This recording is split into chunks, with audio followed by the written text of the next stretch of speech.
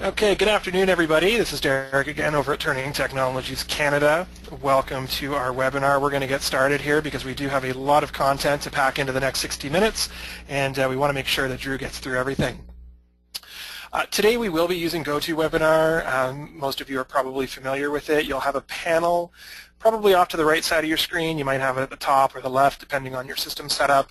There's a chat tool there. There's also a questions tool, so please feel free to ask questions as we go. Because of the amount of content we have to cover today, we will likely save questions until the end of the session. Anything we can't get to live, we will answer those in email format and send those out as a PDF attachment with the presentation recording. So with that said, I have Drew Douglas here with me today. He's going to be our guest presenter. Drew is a First Nations person that started with his home community, Rama First Nation, as a health and safety trainee in January 2011. Almost immediately, Drew knew he had found his niche in life and aspired to be an influential safety professional. Straight away, he began taking courses towards his OHS certificate from Ryerson University, which he completed. He's now pursuing the Advanced Safety Management Certificate, also offered by Ryerson, an eventual CRSP and CHSC designation. In May 2015, Drew formally took the reins for managing the entire safety program at Rama. Drew is very active with the Canadian Society of Safety Engineering and is chair of the Barrie chapter. He's also a volunteer with Workplace Safety and Prevention Services. At present, you will find Drew buried in paper while implementing the Z1000 CSA standard and championing a lasting climate and culture of safety for the First Nation. When he's not at work, his wife, newborn daughter, and 2 sons aged 6 and 7 keep him busy, and he secretly admits to often longing for Monday morning when Friday evening rolls around.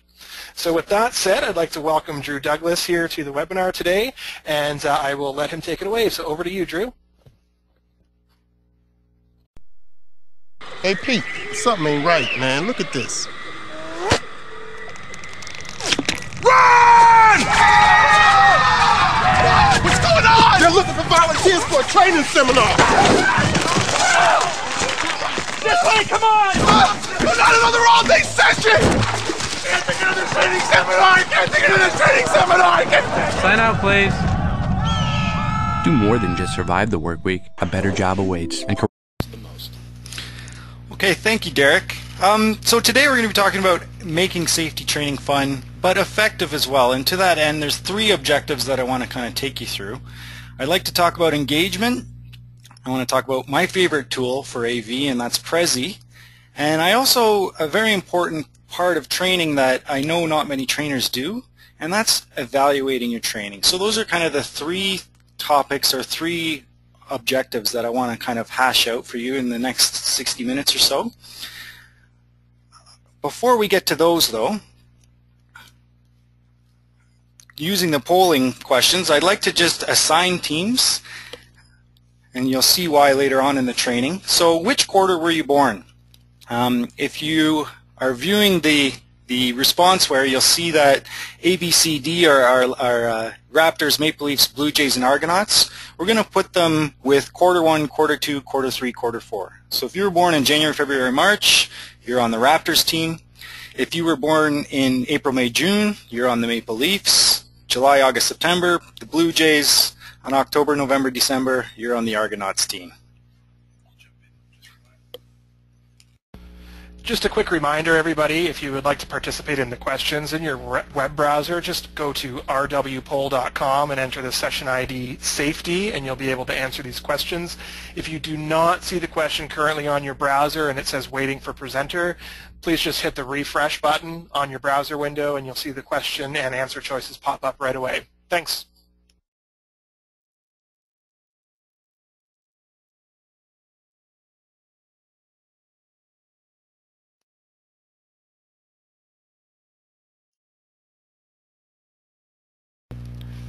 So I figured Turning Technologies being here in beautiful Barrie, Ontario, closest to Toronto, that's why I picked these 4 sports teams. Very important to give your teams names. Much cooler to have an actual team name than to be Team A or Team 3. So we have 20 people that have logged in and responded, so we're going to close the polls there. And we are pretty evenly split except for the Maple Leafs. So, moving on, I thought I'd give you the power and ask you which objective you'd like to learn about first.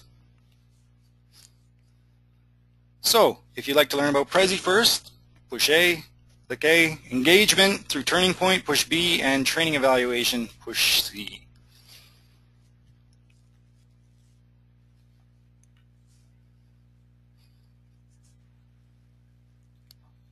You'll see that the way I conduct this training is the way I do it in real life. I use both Prezi and PowerPoint, and I flop back and forth between them in order to do the response questions.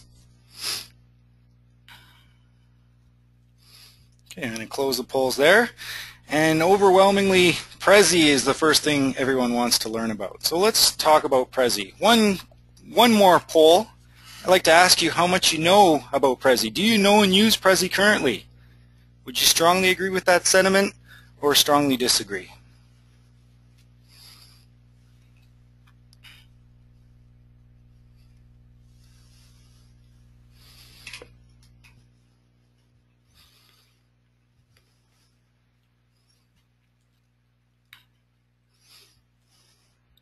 So 46% of you know very little or know nothing at all about Prezi. So hopefully I can explain it to you. I'm going to kind of go through the basics of it, the bare bones of it, and explain Prezi to you.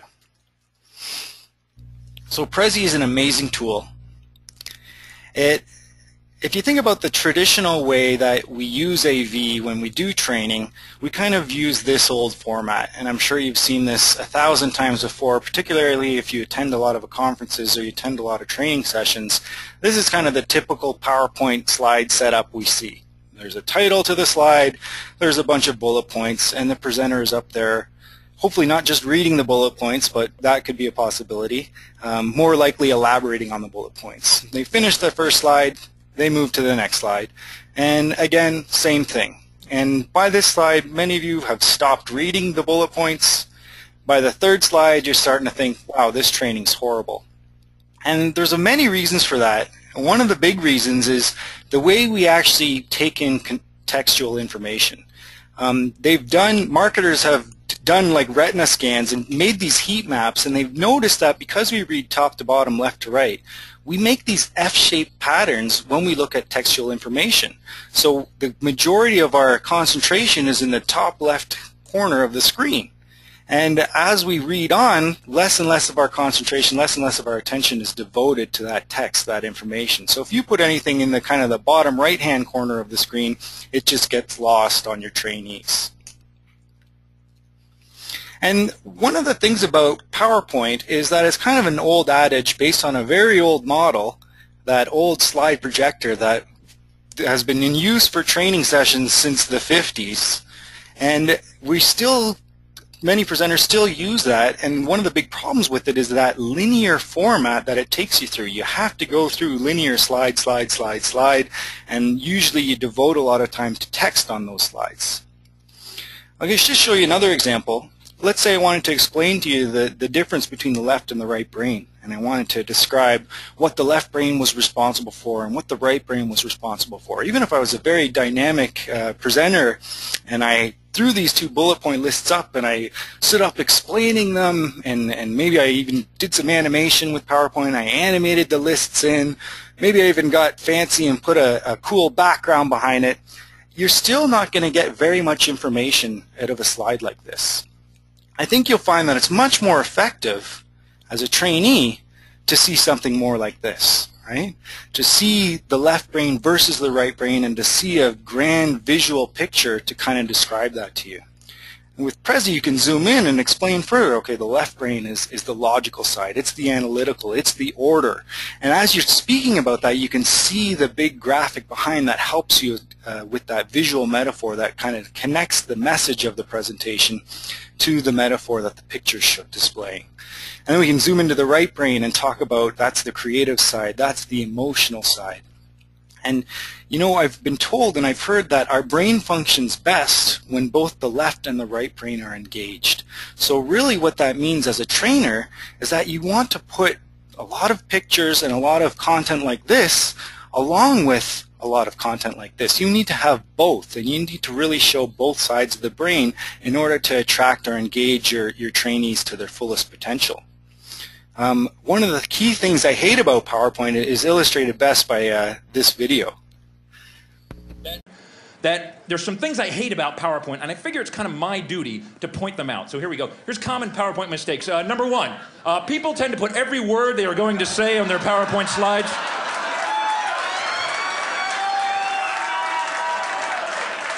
Although this eliminates the need to memorize your talk, ultimately this makes your slides crowded, wordy, and boring.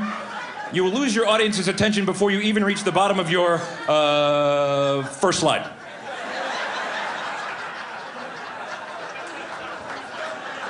Please don't do that anymore, please. Number two, most common, many people do not run spell check. Big mistake. Nothing makes you look stupider than spelling errors. If it's got a red line under it, recheck the spelling. And then finally, I hate this. Avoid excessive bullet pointing, only key points. Too many bullet points, and your key messages will not stand out. In fact, the term bullet point comes from people firing guns at annoying presenters.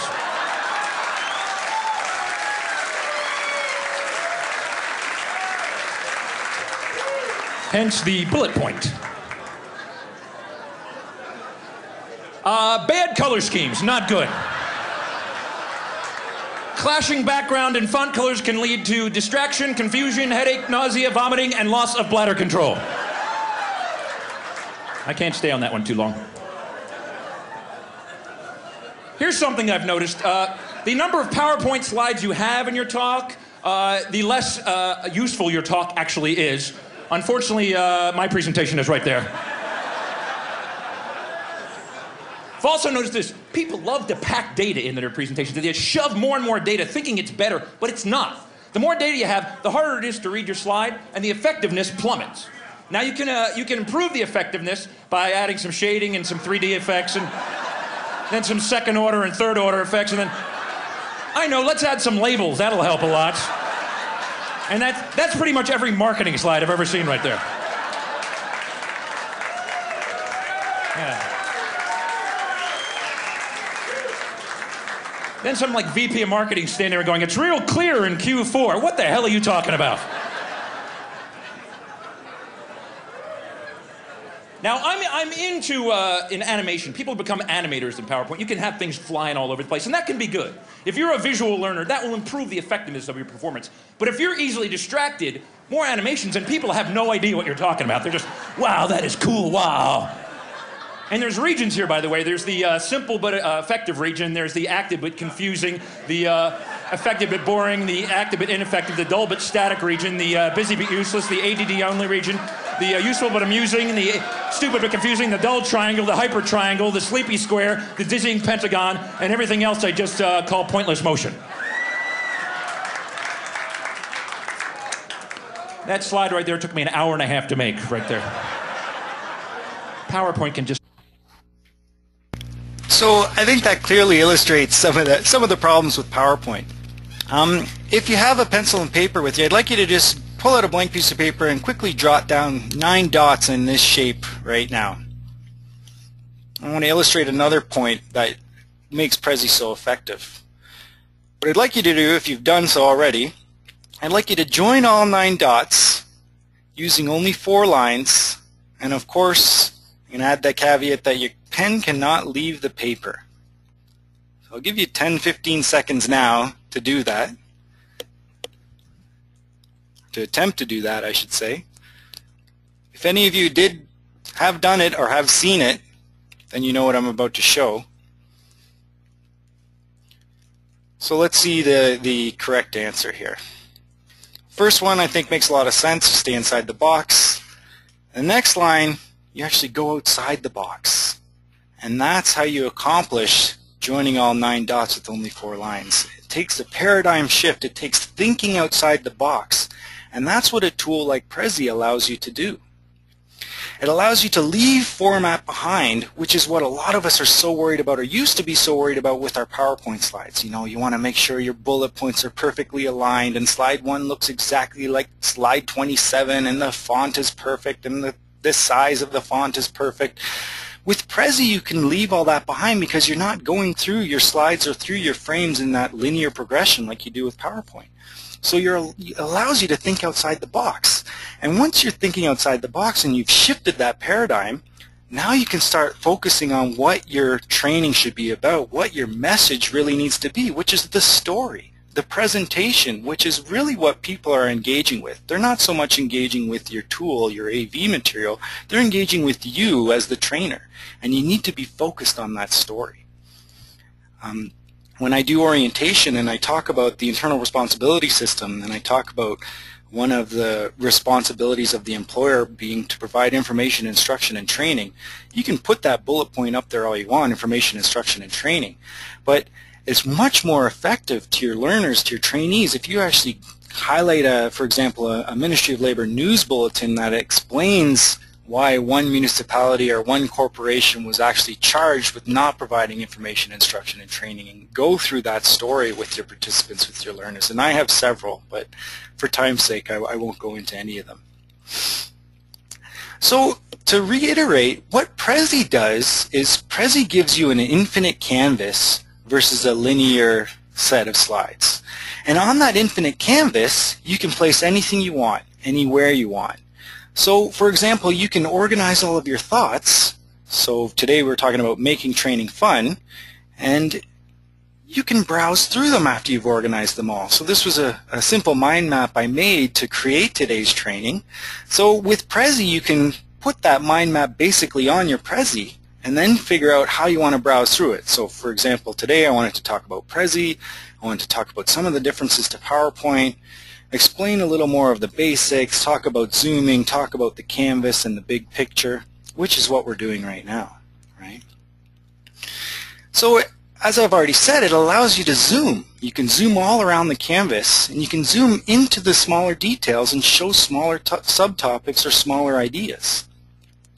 On the other hand, the other really cool thing about Prezi is that it allows you to zoom out. And this is really what captivates your audience, because you can zoom out and show the whole big picture and really display a strong visual metaphor for what you're trying to achieve or what you're trying to say. And this really works well if the message you're trying to convey in your training, you've done your needs analysis and you know the main messages you want to give, if you can find a visual metaphor that represents that message and you put that behind your training and you kind of show that at the end as the big reveal, or you can show it at the beginning saying this is what we're going to talk about. We're going to talk about how Prezi shows you the big picture, and then zoom into your finer details and then come back out to the big picture at the end. So let's go back to our polling software and just do a couple simple column response questions just to see how much of that information I gave to you has been retained. I'll ask you, we tend to look in textual content in a what-shaped pattern. And I should state here that I tend to never read the answers when I'm doing turning point questions. And the reason I do that is somebody said to me once, you know, you change the inflection of your voice when you read the answer, when you read the right answer, eh? And as you can guess, I'm a horrible poker player. And ever since that person pointed that out to me, I have resolved to never ever read the answers when I'm doing a multiple choice question like this using turning point. Let's see how we did. So 68% of us did get it right. We do read in an F-shaped pattern when we look at textual content. The other, those of you that answered A and E, I suspect those are the ones that have this webinar shrunk down in a small box in the corner of their screen and they're doing the rest of their regular work. We'll see if we can't hook you to make it full screen. A couple more questions. Prezi has an infinite canvas. And I've given you some options with this true-false question. I've given you the option to tell me if you're guessing or if you actually have confidence in your answer. And I love doing this when I show true-false questions because as a presenter, as a trainer, it really lets me know if they've actually retained the information or if they're going with the 50-50 gut instinct and going with that shot at whether they're going to get the question correct or not. So everyone said true. Correct. Awesome. Only a quarter of us, only a quarter of you that answered guessed. One more. Prezi allows you blank freedom of movement.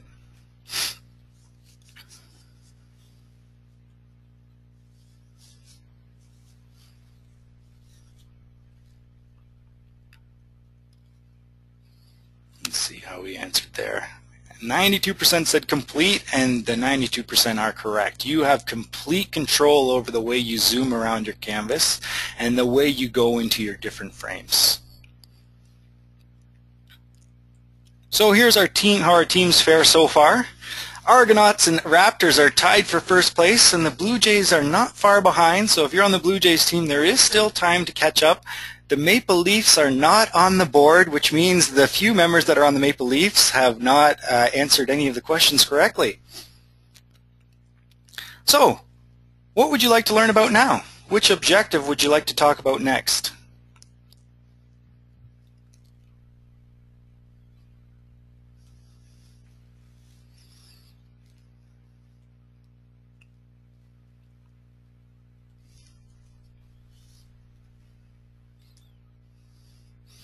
Okay, 67% say engagement. Wow, what a coincidence. This is the way I laid out this training. It would have worked if we'd have jumped around, but okay, we can go through it the way I've laid it out. So let me ask you one quick question before we talk about engaging training. Do you think your training programs currently are engaging to your participants?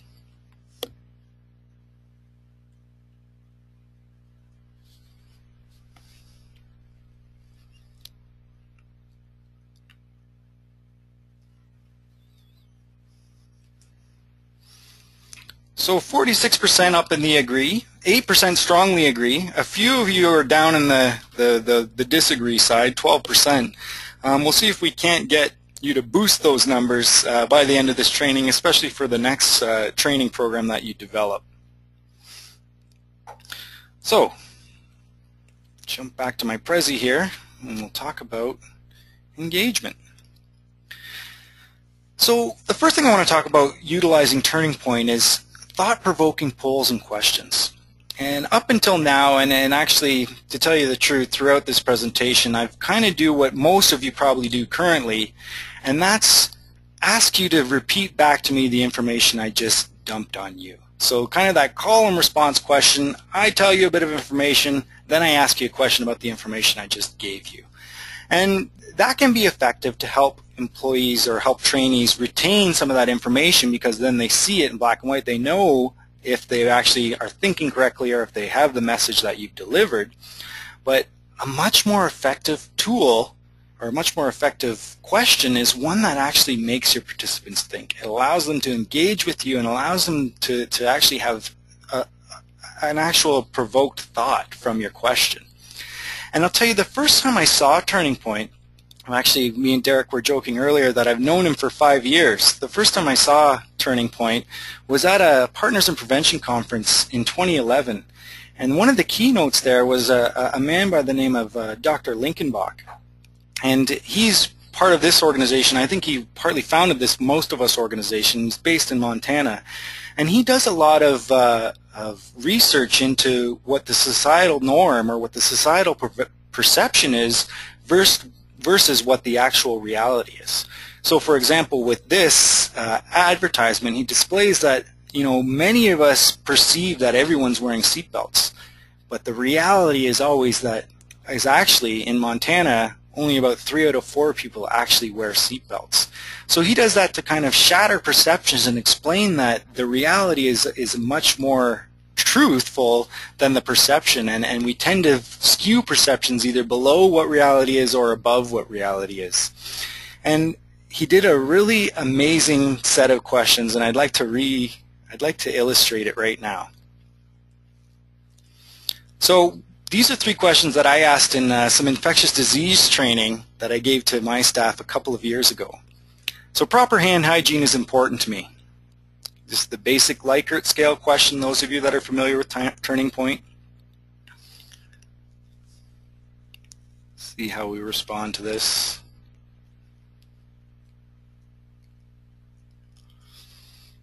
So of course, 81% up in the strongly agree, and I would hope that that's the case. I know and exercise proper hand washing techniques. Would you agree with that statement?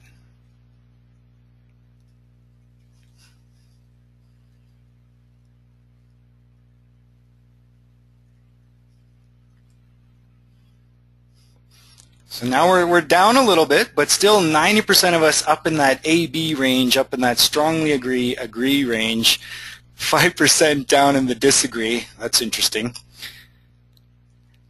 One more question. I wash my hands for a minimum of 30 seconds every time I wash. How would you agree with that statement?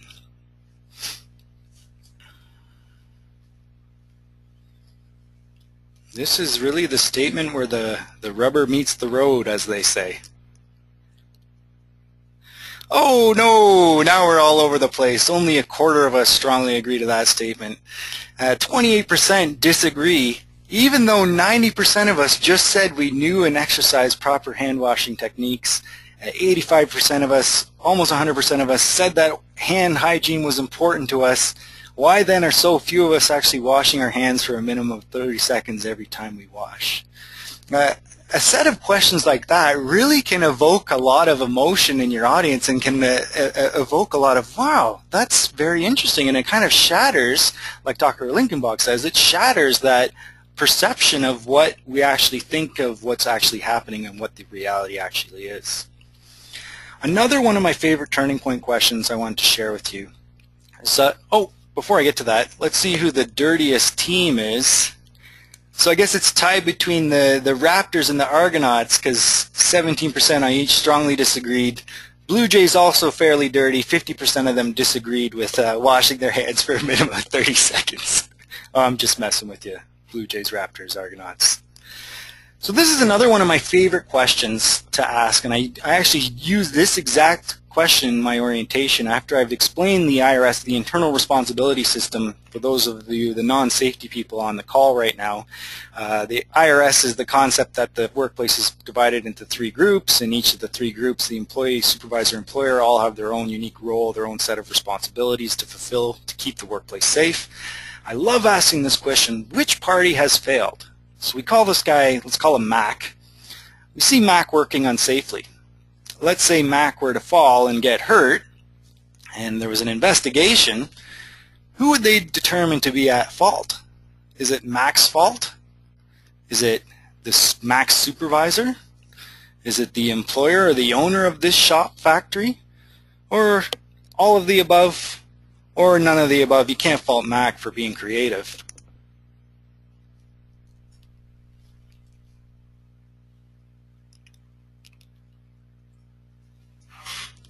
Yes, a lot of safety people in the room, I suspect. So 95% say all of the above, because we're familiar with the fact that the IRS is a system. Once one piece of it breaks, the whole thing crumbles, the whole thing falls down. But what's really cool now is with your participants, you can actually go through and explain. You can ask them and you can have that back and forth and say, so why is it Mac's fault? Let's talk about Mac. Let's talk about the employee. Why is it his fault? And you'll probably get the inevitable response of, you know, he should have known better, right? Then you can get into Mac's supervisor. Why is it his fault? Why is it Mac's supervisor's fault? Well, you know, maybe he wasn't watching Mac. He wasn't actually supervising him at the time. Maybe he wasn't competent. All that kind of stuff. You can talk about the employer, and I love to say, you know, maybe the employer's at their summer home or their winter home in Florida right now. So why are they even at fault? They're not even in the country. And then you can talk about, oh, they didn't appoint a competent supervisor, or probably the more correct or the more apt, they didn't provide the proper safety device, the proper safety materials to allow Mac to do his job safely, which in this case would be, you know, a scaffold or a lift of some kind. But I love questions like that where you can, all of the above questions where you can talk about all the right answers and explain each of them individually after everyone's answered the question. So I'll show you what Dr. Linkenbach did. He kind of did what I did with the hand washing, but he did it with teeth brushing. And he did his 3 questions were, do you think oral hygiene is important? And of course, inevitably, 95% said yes. And then he asked, do you think everyone here brushed their teeth this morning? Again, 95% said yes. And then the 3rd question, did you brush your teeth this morning? This is when the polls, the responses actually fell right off, and I was so surprised that only about 45% of the people in the room, and this was a fairly large keynote session, probably 500 plus safety people, had not brushed their teeth that morning. Now, granted, it was an early keynote. Maybe perhaps people had the intention of brushing their teeth afterward. I'm not sure.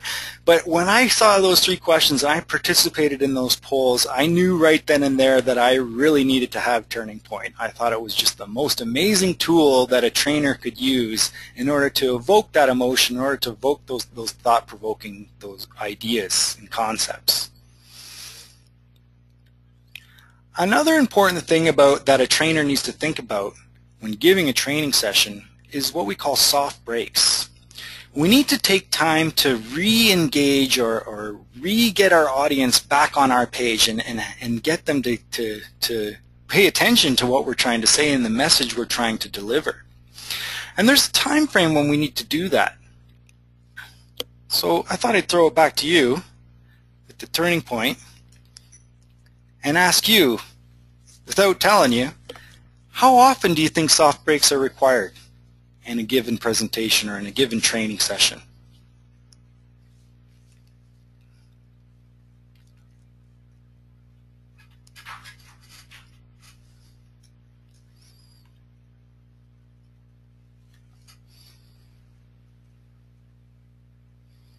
Let's see how we fared.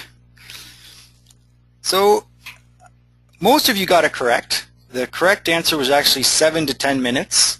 I did give some points to those of you that answered 7 minutes and those of you that answered 10 minutes. I know that Turning Point or Turning Technologies actually has publications that talk about breaks every 7 minutes, and my research has shown that every 10 minutes is kind of the other common thing. So I would suggest to you that at least every 7 to 10 minutes you do a soft break in your training session. And there's a few different ways to do that. My 2 favorite ways are either going to a video or, of course, using Turning Point and actually polling your audience. And you need to mix up your polling. Don't just have those call and response questions that actually have right and wrong answers, but actually throw out those Likert scale questions, throw out those actual opinion poll questions, no right or wrong answers. Because those are also what really engages your audience.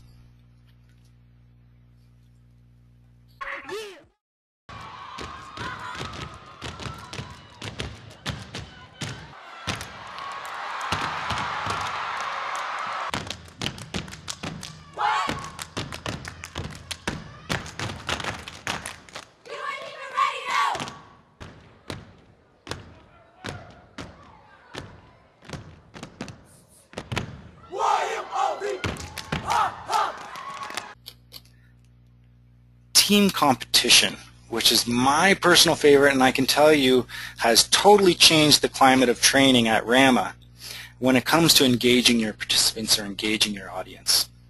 Now, you can set your room up in a number of different ways. I tend to go with one of these 3 room setups, the classroom style, the U-shaped conference, or table groups. And to tell you the truth, I mostly do table groups.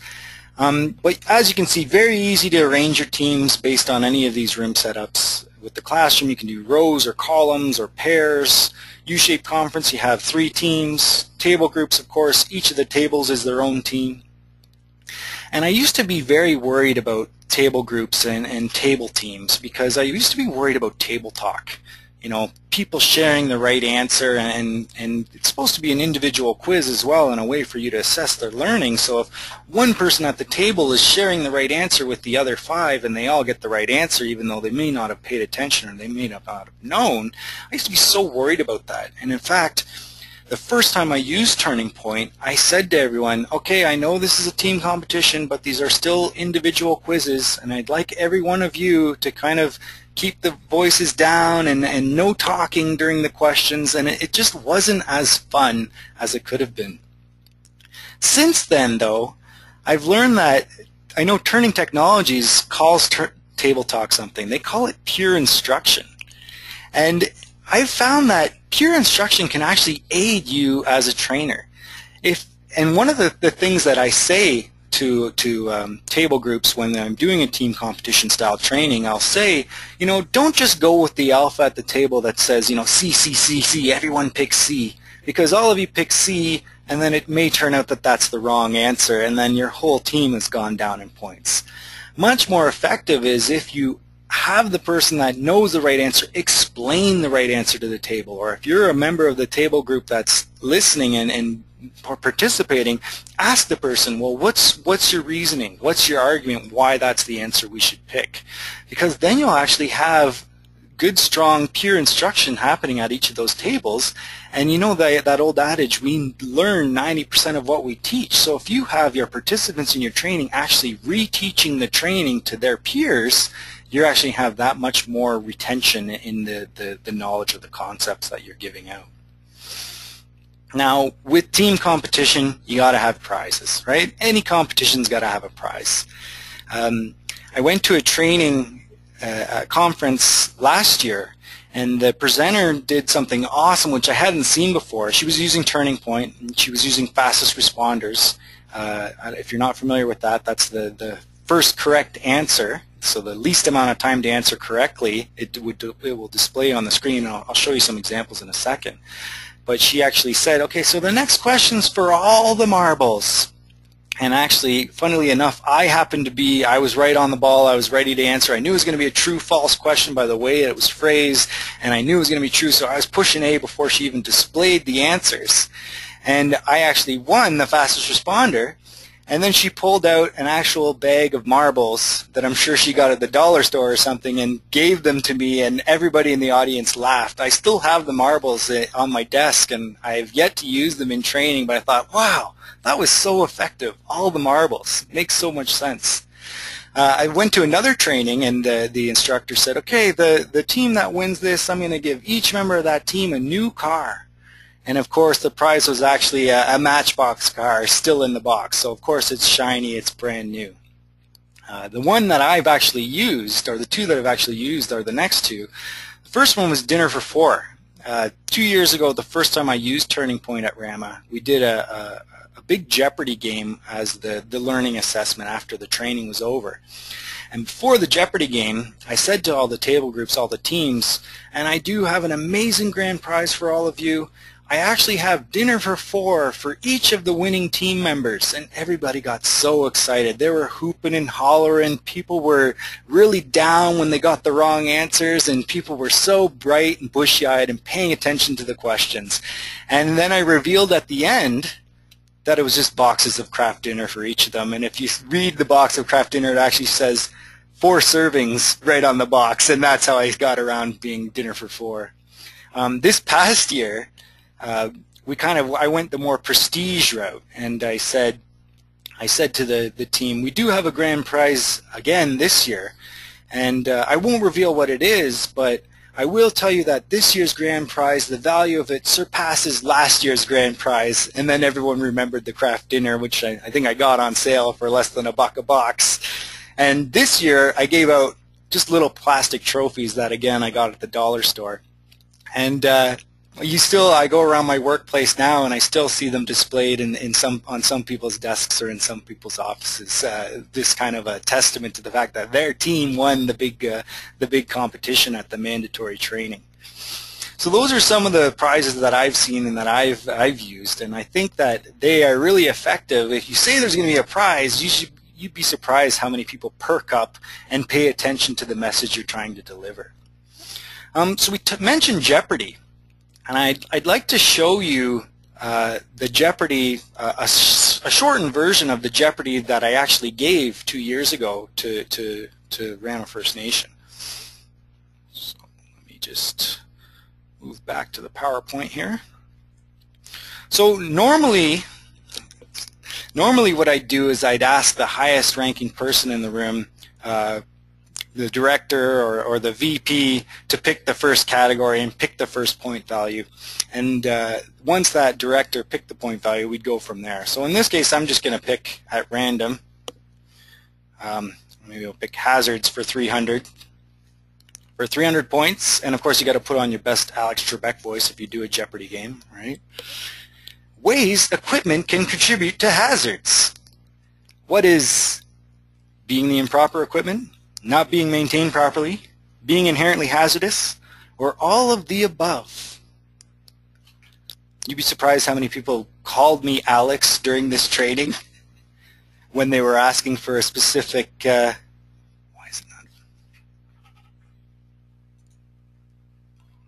Just a minute, we're having some technical difficulties with the poll.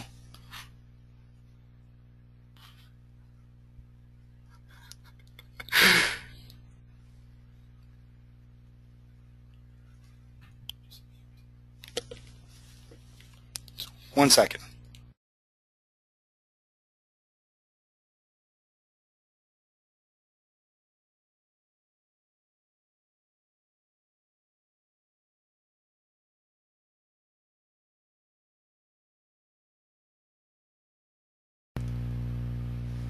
Sorry about that. Something happened with Turning Point. I hate when things glitch out on a webinar, but oh well, we're going to keep on keeping on.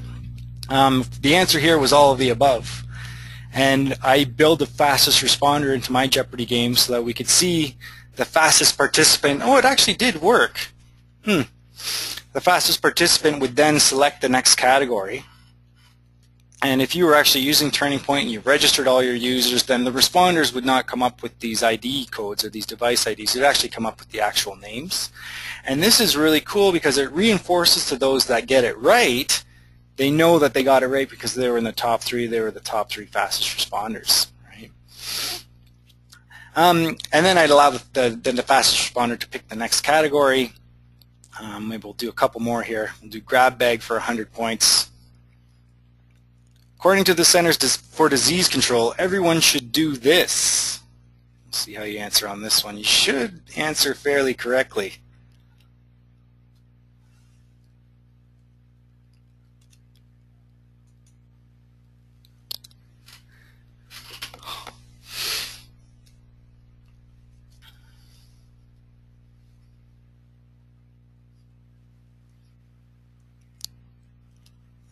Okay, let's see how we fared.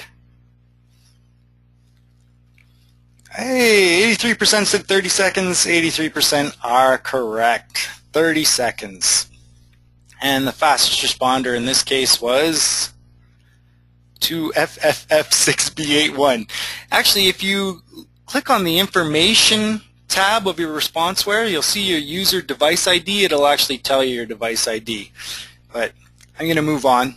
We'll do one more category here, one that I clicked earlier because it's disappeared, but I'm going to do grab bag for 300 just to show you one more thing you got to have if you're going to play Jeopardy with your trainees, and that's a daily double, right?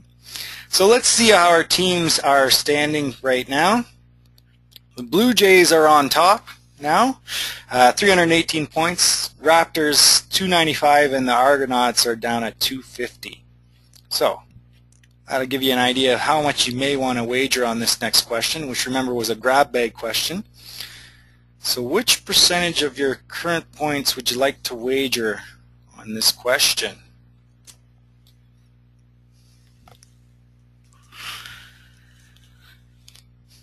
So what these wager slides do, if you've ever used team competition and Turning Point, they actually take the mean average of what your whole team decides.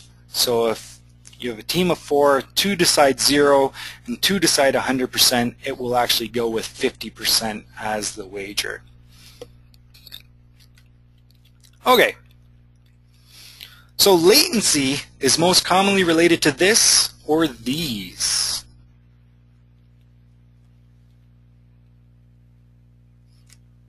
What are safety hazards, health hazards, or all of the above? See how many participants in the room have done the, from the Ontario anyway, have done the mandatory awareness training. This is one of the key elements in that.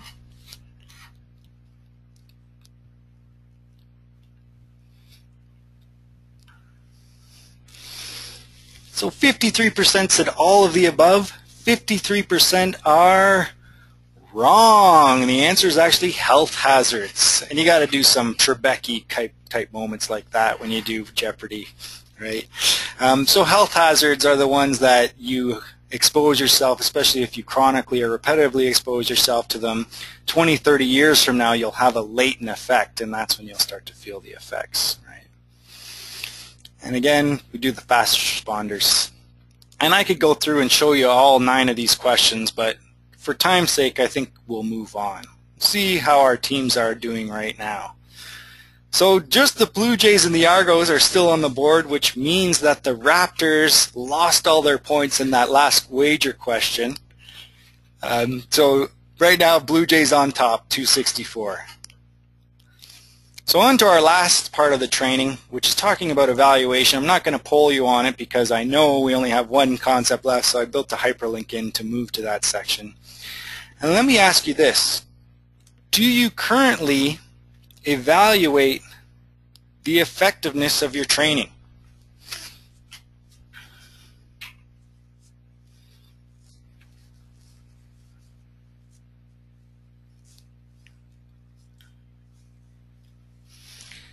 These Likert style questions at the beginning of a training module really give you an idea as a trainer how in-depth you need to go in that module. If you, for example, built in some conditional branching or you're using a Prezi, you could skip over the simple stuff and jump right into the more detailed stuff if you had people that more strongly agreed. So about a third of us are neutral, a few of us down on the strongly disagree. Hopefully I'm going to make you understand why it's so important to evaluate the effectiveness of your training right now.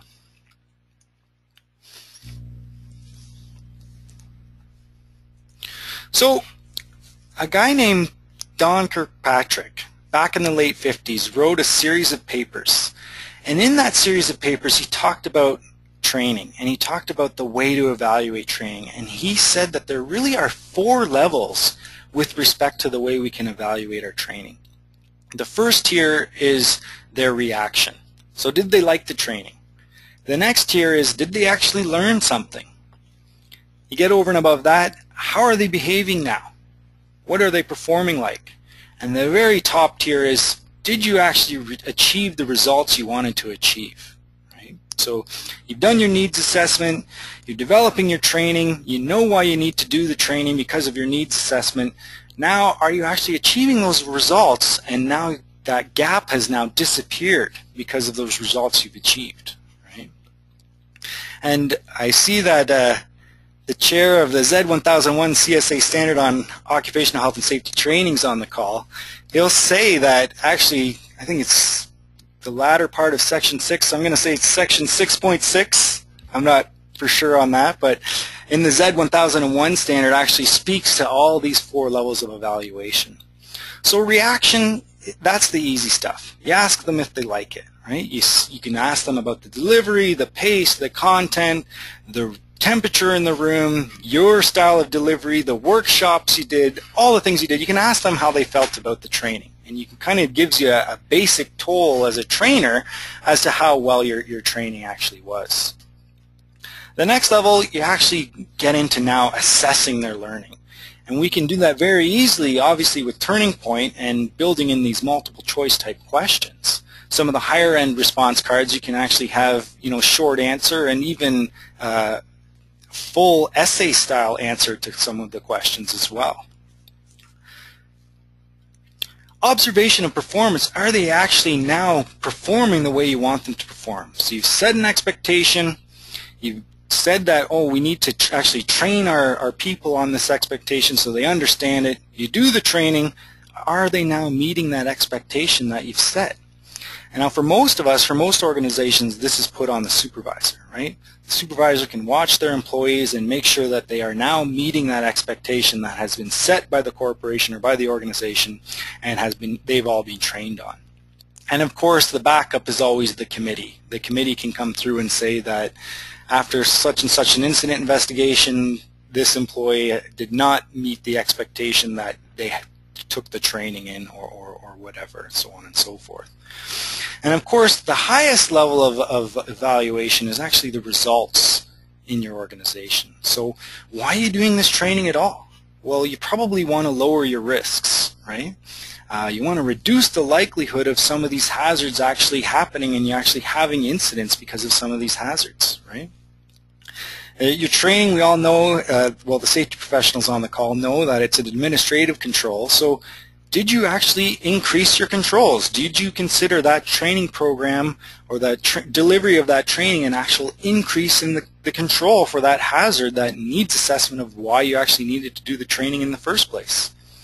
And then, of course, as always, the safety people look to those lagging indicators, and have you actually had a reduction in your incidents and injuries because of this training? So maybe your needs analysis, your organization has a lot of motor vehicle incidents, a lot of driving problems. So you put everyone through a proactive defensive driving training program. Now, are you actually having less of those MVIs in your organization, right? I think it's very cool that with this tool, with Turning Point, the first two levels of this are very easy to achieve. Very easy to capture the reactions of your participants and assess their learning using Turning Point, right? The next two levels, that takes a little more work, probably by you, by the safety professional in the organization, or by the HR person, to actually observe the performance and determine if their training has actually allowed them to meet the expectation that's been set, or the results in the organization are actually being achieved, the results that they want to achieve. So it's very important to consider evaluation, or how you're going to evaluate while you're developing your training program, because if you're, for instance, going to measure their learning, and for example, you're going to use Turning Point, you need to know how you're going to build that learning assessment into your training. What kinds of questions are you going to ask? How are you going to phrase them? How are you going to mix them up? Is there going to be anonymity, or is there going to be registered people to the response cards, so that you can actually gauge each person's specific responses in that training? So let's ask a few column response questions with training evaluation, shall we? What is the easiest but least effective method of evaluating training?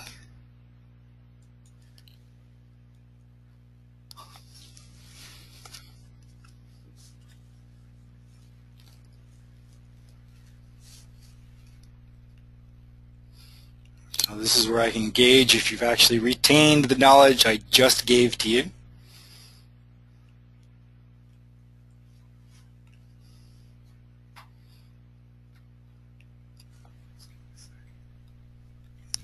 It's really slow and lagging here. Apologize for that.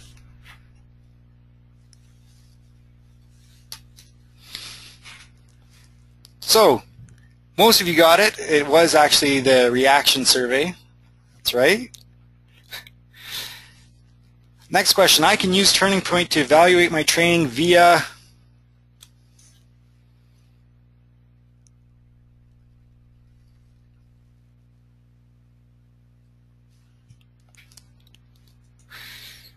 oh no, this broadband world we live in is failing us.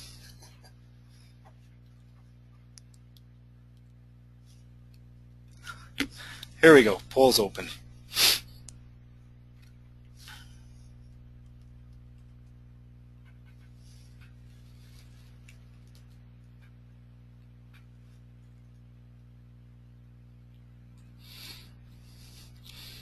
Oh, see, now here's a question. Less than half of us actually got the right answer to this. So as a trainer, this is something where I would actually probably go back and re-go through the 4 levels of evaluation and re-explain how you can use Turning Point to evaluate your training, and talk about really only the assessment or the measurement of the learning and the reaction survey can be evaluated using Turning Point, right? C and D. And one more question. Is it important to consider evaluating my training during the program design phase? Quick true or false question.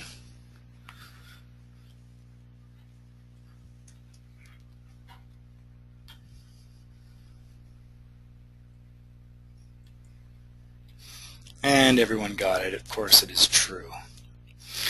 So there you have it. The Blue Jays ended up on top with 420 points, and if I had a prize, I'd send a prize to each and every person on the call that registered as a Blue Jay.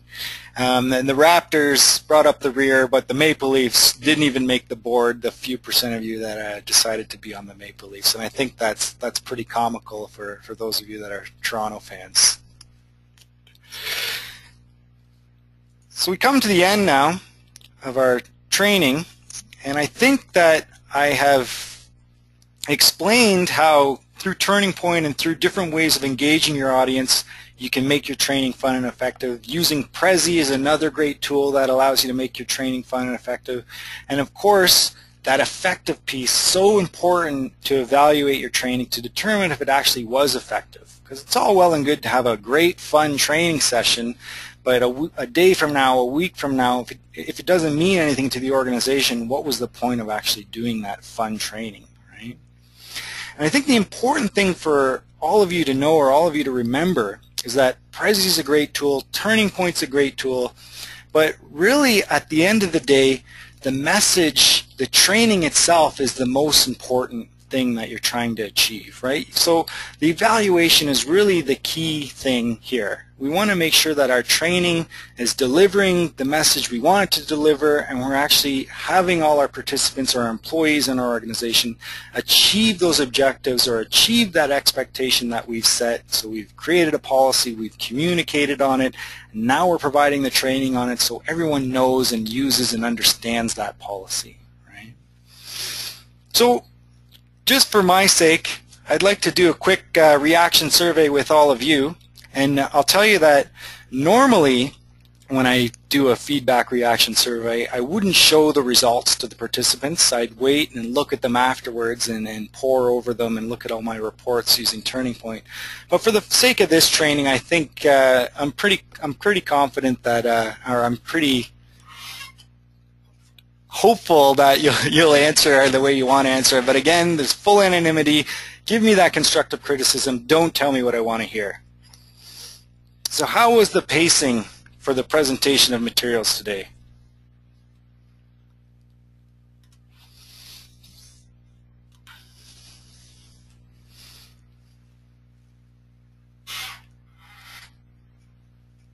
I won't dwell on the responses, but I'll show them quickly.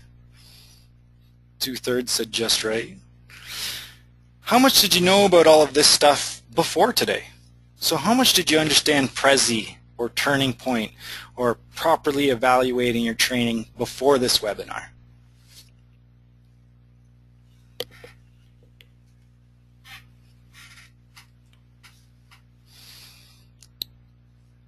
So 50% somewhat understood, 39% little understanding. And now, how do you feel about your knowledge of those 3 topics that we covered? How much do you think you understand about Prezi or engagement through Turning Point and video or evaluation?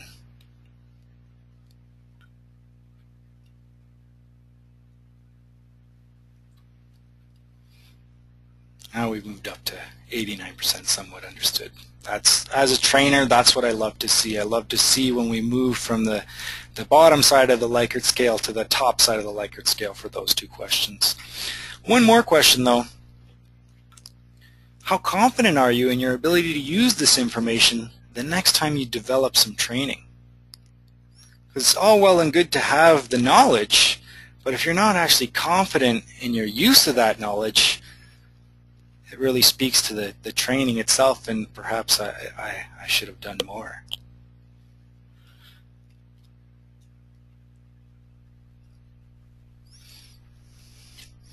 So we're down a little bit. 75% still was somewhat confident. One more reaction question. You always got to end with this one. Overall, how would you rate this training? You don't always have to go with the Likert scale that Turning Point uses. I like to mix it up and make it more fun sometimes.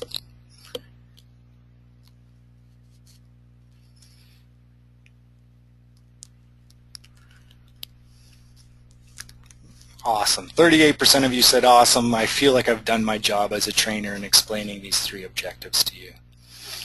And with that, we'll show the team MVPs again. If you click on the information tab on your ResponseWare, you can see your device ID.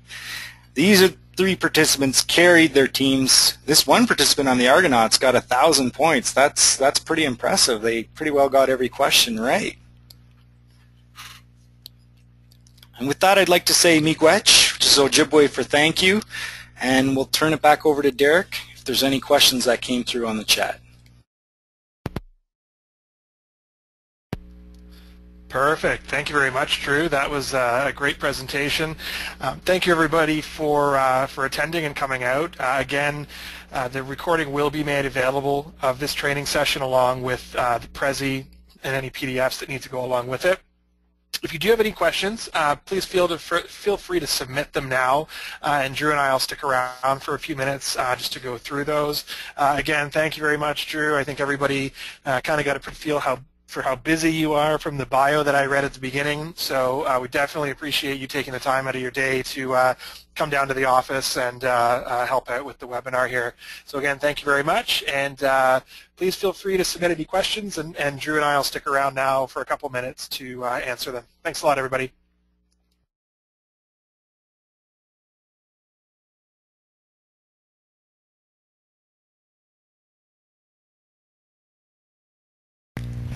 Great question from Julie. She asked, how easy or difficult is it to switch between Prezi and Turning Point? And it's very, very easy if you're at the computer. All you do is that simple. Unfortunately, I don't use a Mac. I don't know what it is in Mac, but in Windows, that simple Alt-Tab function that allows you to switch between your Prezi and any other programs you have open. So I try and set it up so that my Prezi and my PowerPoint are right beside each other, so that I can easily switch back and forth. So right now I'm back in the Prezi. So you can see I can zoom around, and then I can Alt-Tab over to the PowerPoint show, and this is back to the PowerPoint show, as you can see. So if you're not sitting at your computer and you use a presenter, it's a little more difficult. You basically have to trudge back up to your computer and switch between your PowerPoint and Prezi. Which brings up another point. Generally, when I do this style of training, I do a whole module, and then I do some questions on that module. I don't usually, as we did with this training, I don't usually throw questions in the middle of a module. For those soft breaks in the middle of a module, I'll use video, and I'll wait till the end of a module, and that way I just have to make my way back up to the computer to switch from the Prezi to the PowerPoint every 20 minutes or so between my modules.